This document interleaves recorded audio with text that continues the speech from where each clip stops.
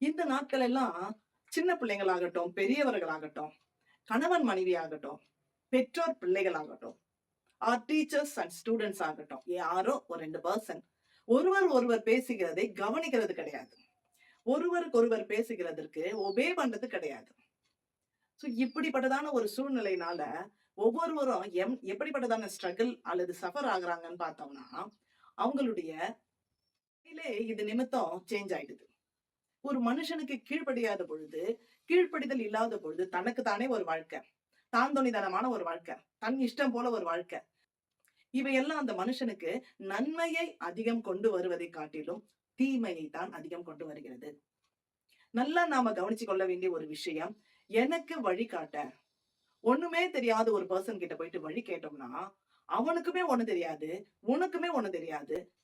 தப்பான வழி நடத்துதல் உங்களுக்குள்ளார உண்டாகும். போய் சேர வேண்டிய ஊரு சரியா போய் சேர முடியாது. இப்போ வழிகாட்டுதல் சரியா இருந்தாதான் உங்களுக்கு மேல் நோக்கி முன்னேறவும், ஆசீர்வாதமா நீங்க மாறவும் ரொம்பவே யூஸ்ஃபுல்லா இருக்கும். தனக்கு தானே அப்படின்ற வாழ்கின்ற ஒரு வாழ்க்கையினால நீங்க ஒரு சரியான வழி நடத்துதலுக்குள்ளாக, சரியான வழிக்குள்ளாகவே நீங்க உங்க லைஃப் டிராவல் பண்ண முடியாது. கர்த்தருடைய பிள்ளைங்க பரம காணானுக்குள் பங்கடைய வேண்டும். ஜீவ புஸ்தகத்துல நம்முடைய பெயர் எழுதப்பட வேண்டும். இதிலெல்லாம் கவனம் வைக்கிறாங்களான்னு கேட்டா, இல்லவே இல்ல. ஊழியம் நடத்துகின்ற காரியத்துல, ஊழியங்களை நாங்க செய்கின்ற சூழ்நிலைகளில, ரொம்பவே கர்த்தருடைய பிள்ளைங்க எவ்வளவு தடுமாறி இருக்கிறாங்க, வழி மாறி இருக்கிறாங்க, பாதைகள் சரியா இல்லன்றத நினைக்கும் பொழுது, உண்மையாலுமே ஒரு ஊழியக்காரியா நான் ரொம்பவே வேதனைப்படுகின்றேன். இதற்கெல்லாம் எங்க ஜெபத்த கூட்டணும்னு தான் நாங்க விரும்புறோம். ஏன்னா, ஊழியக்காரருடைய ஜெபம் அவ்வளவு வல்லமை உள்ளது. நாட்களிலே ஊழியக்காரர்களுக்கு, அவர்களுடைய ஆலோசனைகளுக்கு, வழிநடத்தலுக்கு கீழ்ப்படுகிறாங்களான்னு கேட்டா, கிடையவே கிடையாது. அதனால கர்த்தர் என்ன தெரியுமா பண்றாரு? அவர் சில நேரங்களிலே அவர்கள் வழியின் பலனை அவர்கள் மீது சுமர பண்ணுகின்றார். நீ உன் இஷ்டத்துக்கு போ.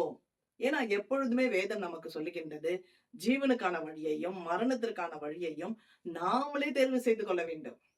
நாம எதுல தேர்வு செய்கின்றோமோ, அதுல நாம் வழிநடத்தப்பட்டு செல்கின்றோம். நெறைய பேர் இடத்துல கேள்வி கேட்பாங்க. நல்லா ஜெபிச்சாங்க.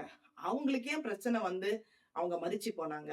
நல்லா கர்த்தருடைய பணியை செய்தார்கள். அவங்களுக்கே இந்த சூழ்நிலை இப்படி ஆனார்கள். தெரியாது. அவங்க எந்த வழிய செலக்ட் பண்ணாங்கன்னு எனக்கு தெரியாது. கர்த்தர்கிட்ட கேள்வியும் கேட்க முடியாது. நெறைய பேருக்கு இந்த பைபிள், ஜெபம், சர்ச்சு இப்படின்னு சொன்னாலே இரிட்டேட் ஆவாங்க. ஏன் இரிட்டேட் ஆவீங்க? ஒரு ரட்சிப்பு, ஒரு மீட்பு, ஒரு பரிசுத்தம் கண்டிப்பா நமக்கு வேணும்.